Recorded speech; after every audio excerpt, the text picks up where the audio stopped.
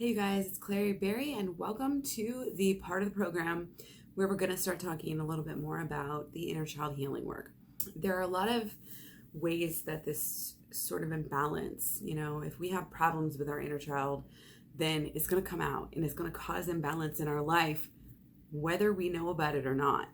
And usually this is going to start out young, if it's something that happened when you were young, which here's the thing, there's always something, that happens. There's always, it doesn't matter if your parents were the best possible parents in the world, you're going to have this is like a common theme for every single person on this earth. You're going to have some things that happen that are everybody needs to do inner child healing work and outer. We'll talk about the outer later. But change begins within, so we're definitely going to go there first. And we're just going to talk right now about different expressions of these imbalances. And it shows up again in your personality, sometimes at a very, very young age. Some things even that we think about as being completely normal, completely harmless, completely healthy, like say being cocky or shy. A lot of these are going to be opposite ends of the spectrum, but they're both can kind of get out of balance if you're too far on any one spectrum. Okay, so cocky versus shy, right? This is something where it's really the same problem, but again, it's just manifesting in a different way. And again, that's going to be also a common theme with inner child healing work, is that it can show up differently for different people.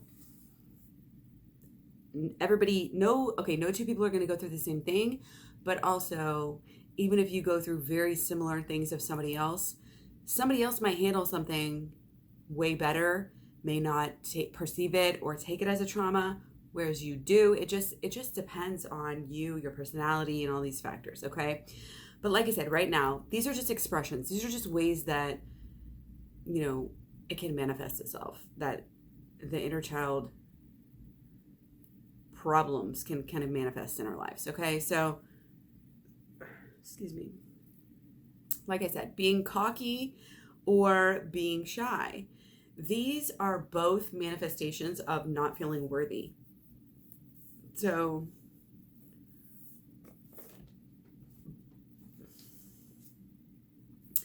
if you're cocky, it's like you are trying to overcompensate. You are trying to show how great you are, but you don't necessarily feel that way. It's a very common misconception, that people think, cocky people just think they're so great. Actually, they don't. Deep down, whether it's conscious or subconscious or a mixture of both, they are feeling not worthy enough in whatever way. So they feel like they need to be extra, go extra, overcompensate, act like they're the shit in order to make other people even feel like they're good enough. So something to keep in mind when you're dealing with cocky people. But the same on the other end of the spectrum, you have the shy people who also are kind of more obviously feeling like they're unworthy, they're not good enough, and it just manifests in them not wanting to speak up, not wanting to, share themselves and show their personalities.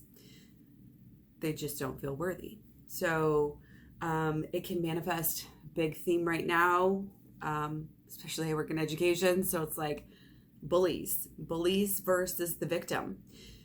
I don't know if you guys tend to pick up on this, but we have the kid, there's always been bullies, whatever, and there's always been the victims. But a lot of people have noticed, okay, well, the victims, sometimes the bully can come and go, could be a different person. The bullies will bully this kid, then go on to another kid or whatever, but seems to be sometimes that the same kids always keep getting bullied. And again, it's that same type of spectrum where the bully is, you could say, overcompensating. You could say making up for something. You could say just expressing his need. It's like if we don't have positive attention, we're going to reach out for this negative attention. If we don't feel control over certain areas of our life, We may try to control others. I mean, it can be different things that could cause this behavior. But again, we have on the opposite side of the spectrum the victim, who is also manifesting these repeated experiences sometimes where that's how people relate to them. And in a way, they kind of let it happen and attract it to themselves. Again, not to blame the victim, but there are patterns that happen that we can absolutely watch out for and focus on changing through inner child healing work. Because again, a lot of these things are happening. This is why we see this a lot with kids, because a lot of these things are happening at a very young age, knocking us off balance, off of being healthy. Again, I come from this philosophy that we are wired for bliss. We are made as divine, healthy beings. We are, you can actually get screwed up in the womb even. So it's like inner child healing. But for the most part, we all come, with a fresh slate, and then it's like whatever happens to us. I mean, yeah, I'm not going to get into like nature versus nurture, but as a general rule for normal, healthy people, that's what the expression is. Okay. Excuse me. So again, big risk takers, people who just don't care, about protecting anything in their lives. And then you have people who are like really, really, really fearful. Same thing. Something knocked them off balance at a young age. And this really should be dealt with and can be dealt with, and probably easier than you think. This is what I'm here for, you guys. I may charge a little bit of money here and there for my efforts, for my work, because I really want to, have an extra incentive to come do this, and I really would love to make this my life's work to help people. And, I have put in a lot of work to it. And that's part of this thing, showing up for yourself and knowing what you deserve, and that leads me to the next thing is this give versus take.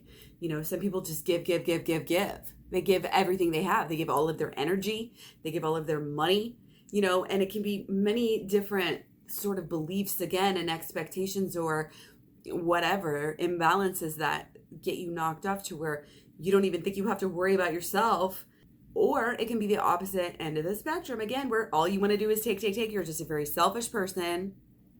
And the really interesting thing that you see here is that people with these sort of things here with the give and take, a lot of times many people have noticed, society I think is noticing as a whole right now, that the narcissist and the codependents really do a dance together. Okay, they can learn from each other, so the dance can be positive, but and a lot of people will view it as, oh, well, the narcissist just seeks out the codependent, and we're going to place all the blame on the narcissist, and the poor codependent, I mean, they're just being taken advantage of and not doing anything wrong. But you got to realize that, again, this is a spectrum, this is a balance, and if you're off balance, if your shit is not holistically together, like forming this complete circle where everything is flowing correctly.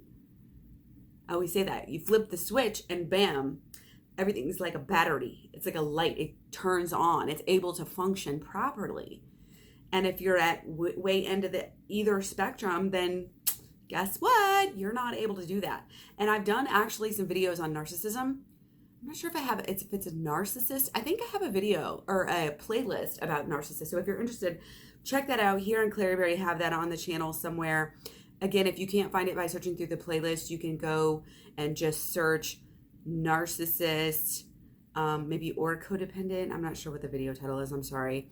I did a whole video about this on the spectrum, of it's really honestly kind of happens to be a spectrum of empathy is kind of the common tie here. The narcissist is like basically either almost, there's obviously different levels of narcissism, but the narcissists have issues with empathy, with feeling empathy at all. They're just not good at it. You know what I mean? And codependence empaths, which are, kind of almost one of the same, give or take, can be, lumped in together too and misunderstood as each other or whatever.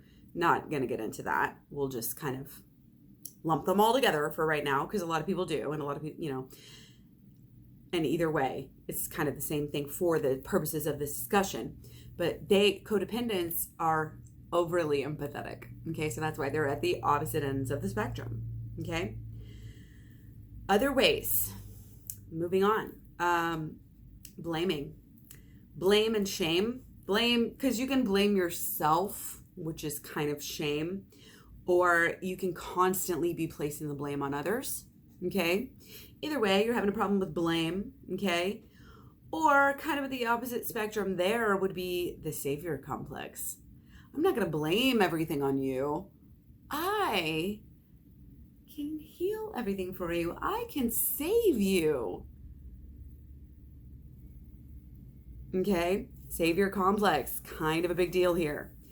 Okay, and some of these, it's not necessarily opposites. It's just kind of the way that I'm just describing to, or choosing to describe it right now. But the next one would be addictions versus obsession. And so, yeah, okay, addictions can be kind of like obsessions too, but I'm thinking of this more as like, okay, addictions are more like about yourself.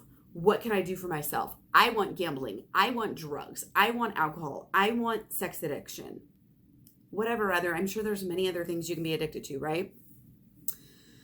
But obsession would be placing that focus, placing that need, that addiction per se, onto someone else, onto something else. So yes, you can be addicted to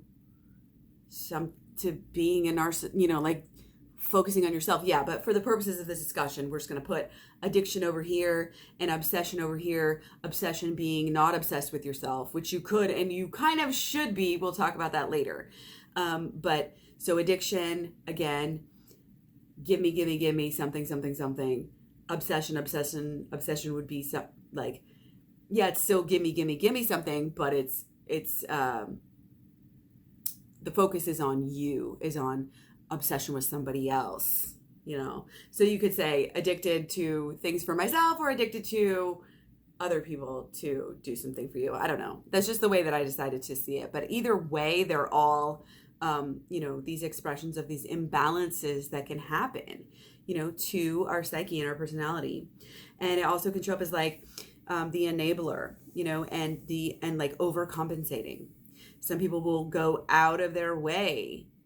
And this is part of the obsession piece kind of thing, is like you will just, and here, if you want to think about it this way, it might be better. Addiction versus enabling. Okay, so addiction is like, again, take, want, gimme, and then the enabler is like, here, let me enable your addiction, the other side of that. Judging others versus judging yourself. You can, again, walk around blaming everybody else. That's kind of the same as the shame thing, but a little bit different. And then also like, and this kind of goes with the narcissist and codependent thing, just being closed off, not being able to open up to people, not being able to share your feelings and like really identify with people, or kind of like always be like chasing people and like trying, like one is running away, running away from people versus like always chasing people. Again, kind of the narcissist, that's how it is. So these are all just some of the ways that this can kind of manifest itself in our life, okay? And I want to talk about this a little bit right now. And I might do another video on this later, might not put it in the program, whatever. I'm going to play it by ear, gonna pibe, P-I-B-E, play it by ear. That's kind of my jam, okay? So, the thing is don't be a bozo, okay? I love acronyms if you haven't noticed. It's kind of my jam as well. Bozo with an S though, B-O-S-O, okay? Just remember, don't be a bozo. And usually I don't go negative, but sometimes, again, it's just easier when you're learning to get things, okay? So don't be a motherfucking bozo, okay? The B is for blame. And we've touched on that here. The bozo thing, this is all about, I would say, kind of the most common things that people really get hung up on, especially people who might be watching this video. And this has to do with twin flames, with empaths, with codependents. Again, the more feminine side of, say, the twin flame or this soulmate connection or the just relationship in general, whatever you want to call it, it's all labels. Like, you can have your labels, you can have your belief systems. It's so funny because I see people talk about like twin flame people or whoever it is, like these spiritual woo-woo people, which I guess I probably am one of those, whatever. But they talk about, they'll be like talking shit on belief systems all day. They'll be like, oh, religion, oh, belief systems, they're such bullshit. But then they'll talk about their own beliefs as like the ultimate belief system. Like, hello. Whatever works for you, don't knock it till you're in their shoes, which you can never be. So STFU. Anyway, besides the point here, again, blame. Don't be blaming and again, projecting. We always take our judgments and go within, right? So, okay, don't be a bozo. Don't be blaming all your problems. And this is, a lot of this would be on your partner or your significant other, meaning whoever's, some of the most significant relationships in your life. You could do this with your boss. You could do this with your closest coworkers, your sister, your brother, your mother, your father, whatever. So blame is very easy. It's very easy for us. It's like, it's in the Bible. It's all over the place. Very easy to place the blame on others. And it's a trap that we get into. Okay. And the obsession is also just so common. So BO, blame, obsession. Then the savior. The savior complex is actually, especially again with the twin flame people, very, very common because they're told, okay, you're here, you're the one who's doing tarot, you're the one who's learning, wanting to go within, wanting to make these changes. You're the feminine, whether you're female or male, you know the spiel. Probably heard it before if you're here, right? So you are the aware one. You're the awake one. And they're just on this lower 3D level. You're 5D. They're 3D. Right? So, and not to talk smack or say this is incorrect in any way, because I'm saying this can be a manifestation that's, again, imbalanced. Okay? And a lot of it, I think, would be traced to this inner child being, again, out of balance. So blame, obsession, having that savior complex, that you're going to come in and save your partner. You're saving them, that the work that you're doing is really helping them in so many ways, which, yeah, it can be true. We can definitely affect people, other people, with our healing or with our enlightenment and movement for, growth and everything.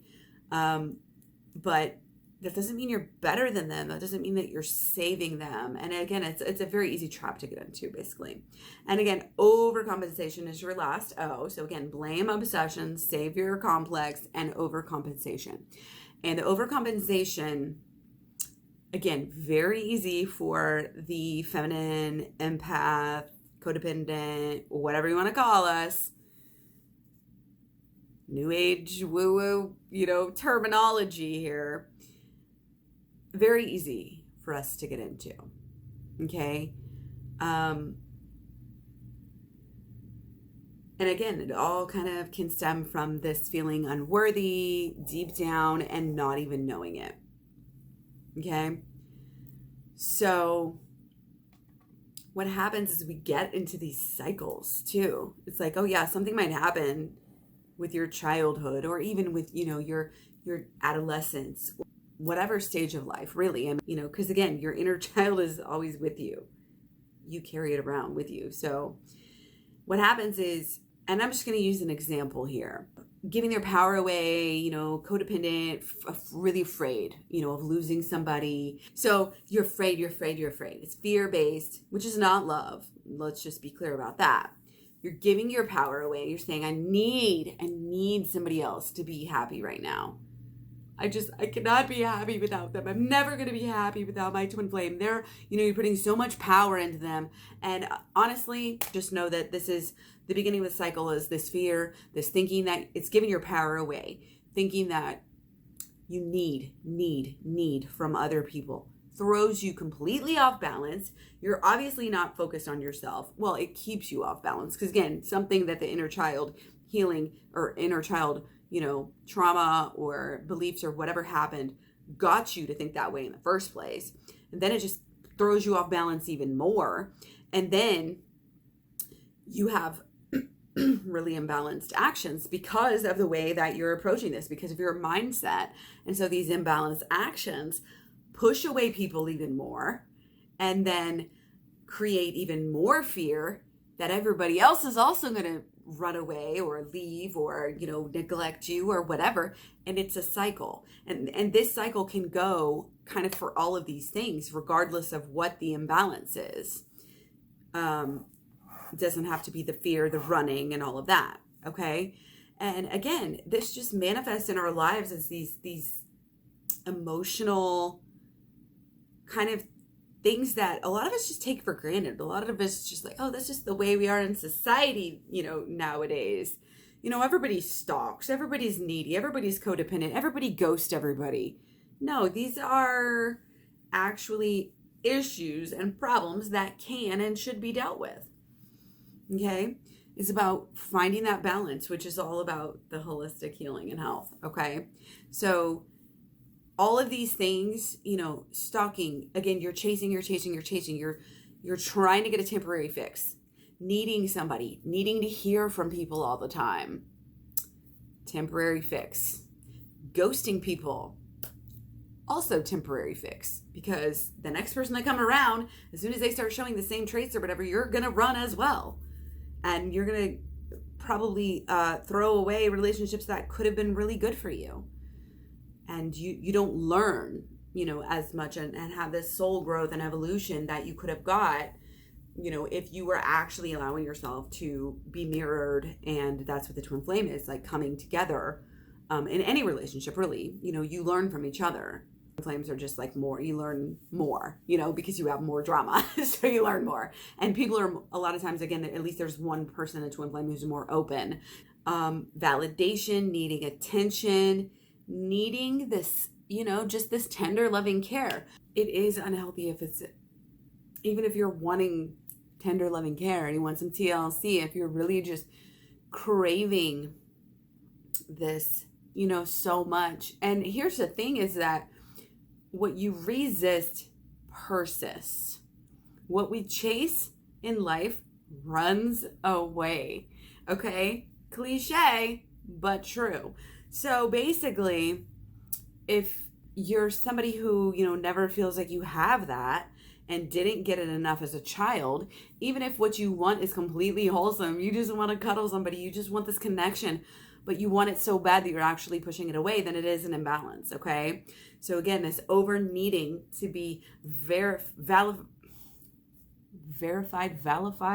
validated, needing this attention, needing this tender, loving care, needing this feeling of safety, needing to really feel worthy at any given time. If you're trying to do it through these unhealthy sort of ways, then it doesn't matter what you want. Even this can be seen with orthorexia. This was a big keyword a couple years ago in the vegan community. And, it has to do with, okay, if you're not familiar with what orthorexia is, it's like if you are trying to eat so healthy that it is actually affecting your life in a negative way, then this is orthorexia. And it's one of these things, it's like, okay, first of all, judgment in the eye of the beholder. But if it's actually causing those problems, then it's not healthy, even though what you're trying to do is healthy, okay? So all of these things, you guys, are stemming from needs that were not met as a child. I mean, it's kind of obvious when we're talking about tender, loving care. We're talking about feeling safe, feeling validated, getting attention. All of these things, it's a manifestation. This is what creates all these stalking, needy, ghosting, codependence, like all of this different stuff. And even the same thing, like again, like I said in the beginning, I think of this video, narcissist, well, I didn't say this exactly, but a concept that relates to this. Narcissists and like codependence can actually be created by the same behavior from the parents, okay? They're both created at a young age. They're both created usually by absent, neglectful, abusive, whatever parents.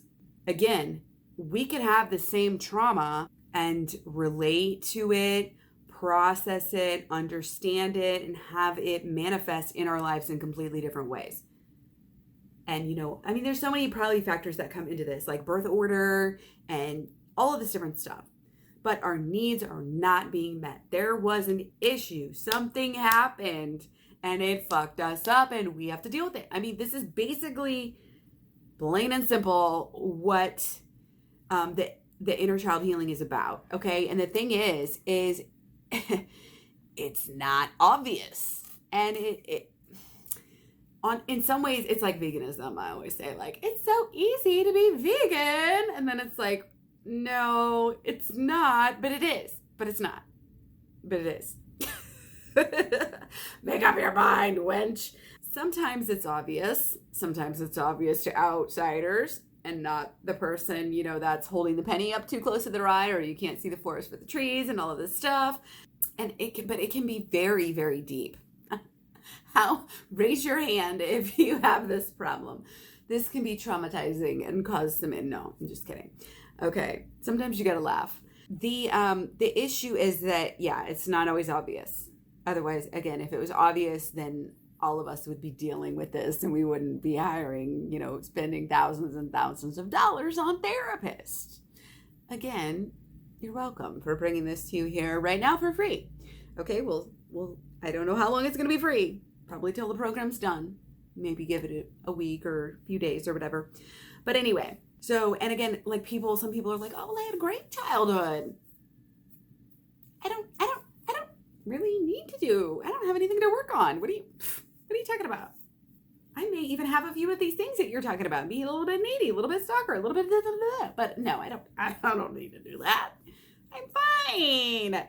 Okay. Or on the flip side, you could be like me and be like, oh, I've dealt with my inner child already.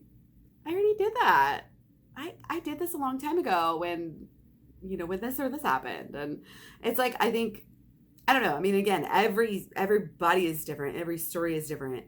With me, I had a very, okay, how can I explain this? It was a very young age that I had something happen that I blocked out, completely went subconscious until I was an adolescent. And then, of course, it was like, what the fuck? You're an adolescent. You're already dealing with a lot of shit. So then you have this remembrance and this recollection. And then, you might try to tell people and they don't believe you. So it's traumatic in itself just to go through that process. But then after I got to that point, it was almost kind of like I wanted to sweep it under the rug because I felt like it wasn't as traumatic as other people were dealing with. And that is a mistake. Don't do that. It doesn't matter if you can perceive it as less traumatic than other people. You should still deal with it, okay? And here's the other side of my story. Again, I was just saying how I had already dealt with it. So after I became an adolescent, grew up, got an abusive relationship, had kids, left, let's just say this, got in a toxic relationship, had kids, the relationship turned abusive, and then after that, I ended up leaving, of course, been a single mom for forever, feels like, and I did a little bit of work. I learned about about a process of doing inner child healing work. I did it on some level. Like I went into it It hurt. I thought I dealt with it. Okay. I don't even remember what my process was back then. That was still a long time ago. Okay. And so fast forward,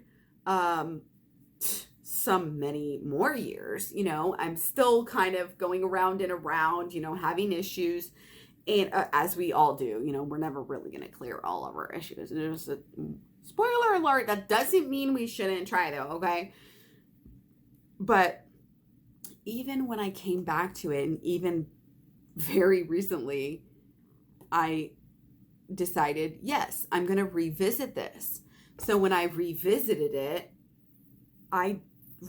it on more of a mental level.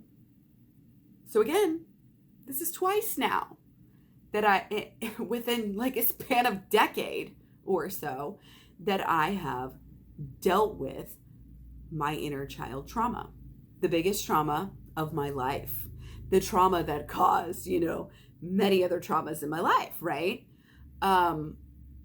So it was just, days ago that I finally got even deeper and it's like I might have been doing the same exact thing that I did 10 years ago, but it's just the fact of repeating the cycle. It's just the fact of going deeper. So I just want you to know that even though, these things might have been created, even though these things were probably most likely caused by somebody else doing something to you, especially the more traumatic it is, it's up to you to heal yourself. In fact, you're the only one who can. So it's important to be really honest with yourself and kind of, I think the first step is going through this video, going through these issues that you may have and starting to kind of do the mental. Mental is always first. Again, for me, tarot, swords, whatever, thoughts, law of attraction, whatever it is. Thoughts are the underlying, the first step of everything in this world that was created.